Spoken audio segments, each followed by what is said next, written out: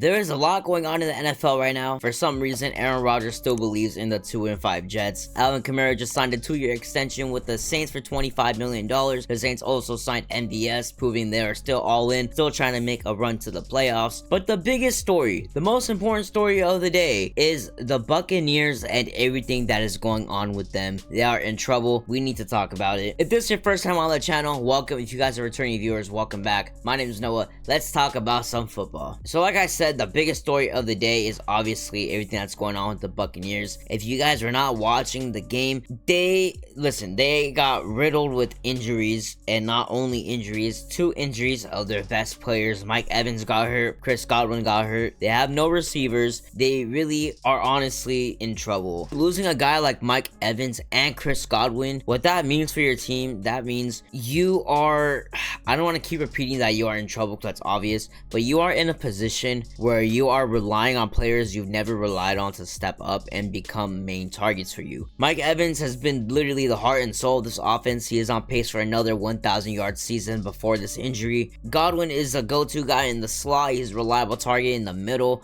and together they get nearly 60% of the team's receiving yards. So you lose both of these guys. Where does that leave this offense? Where does that leave this team? Rashad White in the running game haven't been able to provide much relief. They've been switching between Bucky Irving, and overall they haven't been able to get the run game going. They've been ranking in the bottom 3rd in the league in rush yards per game. With no Evans or Godwin, defenses can stack the box, daring the Bucs to beat them with lesser known receivers. Who will be the receiver to step up? We have I'm looking at the depth chart right here. They have Jalen McMillan. They have Trey Palmer. They can rely on their tight end Cade Otton. But I think who is going to be the real charge of this offense, and maybe more of a team leader more than production, although he has been very productive so far, is my guy Sterling Shepard. I am a Giants fan. You guys can see the Giants blanket on my bed. My cat is sleeping right there, but I am a huge Giants fan. Sterling Shepard is one of my favorite players, one of my favorite Giants. He is a good team leader. He has been balling out with the Bucs, and honestly I think Sterling Shepard is going to have to step up, become a team leader in this new environment, and he's going to have to, obviously it's hard to take the slot of even one of those guys, knowing how good they are. He was a nice addition to them, but he's going to have to step up and fill that role somehow. He's going to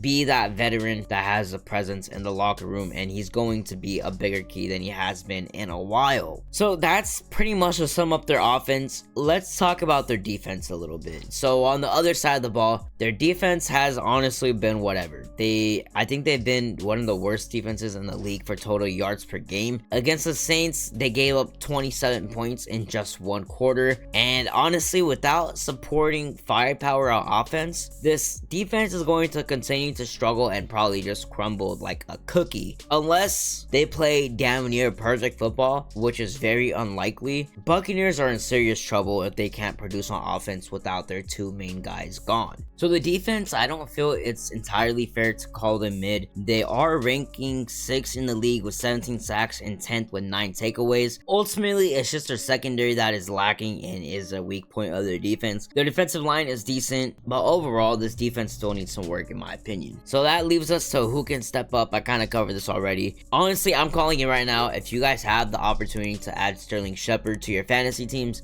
I think he will be a good, maybe at the flex, I wouldn't say wide receiver 2 or 1. Maybe if you need a wide receiver 3 guy in the flex, I would say Sterling Shepard could be that guy. Now, when you talk about the division standings and where they are in the NFC South, they are currently 4-3. Falcons are also 4-3. The Saints and Panthers are 2-5 and 1-6 respectively. Saints are still trying to stay in the race. The Panthers are clearly out. They have bigger things to worry about than playoffs. So really this division is to the Buccaneers and the Falcons. Now Falcons have a very complete team in my opinion. I think they are only building more chemistry and momentum. Signing Kirk Cousins was an amazing move. He is balling out right now. Big Kirko is balling lights out football right now. I think that was an amazing move. Honestly, Falcons I think are taking the NFC South. Buccaneers though, they're still trying to stay in it. I don't know how they're going to. It's going to be a struggle for them. Looking at their depth chart, it is just in shambles. You see IRs and O's and R's and D's everywhere. Pause. But it's just their whole team is a hospital right now. Kind of like the 49ers. I will make a video on them as well. It is really just not good right now. And this is going to be an even bigger test for Baker Mayfield. It's going to test Baker Mayfield. Can he step up? Can he be more than what he has been? He's gonna have to take risks.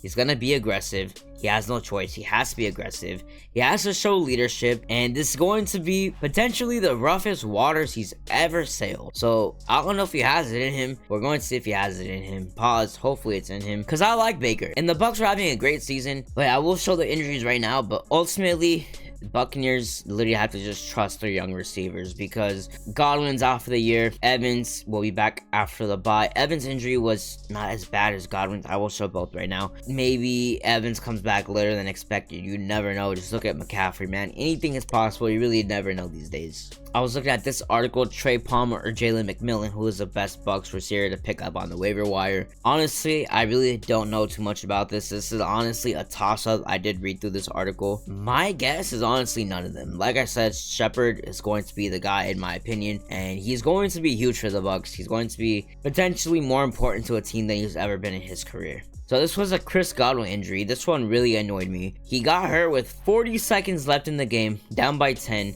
And honestly, this injury, it really just hurts. I don't want to zoom in and ruin the thing. Here, we'll show right here. So honestly, just pointless.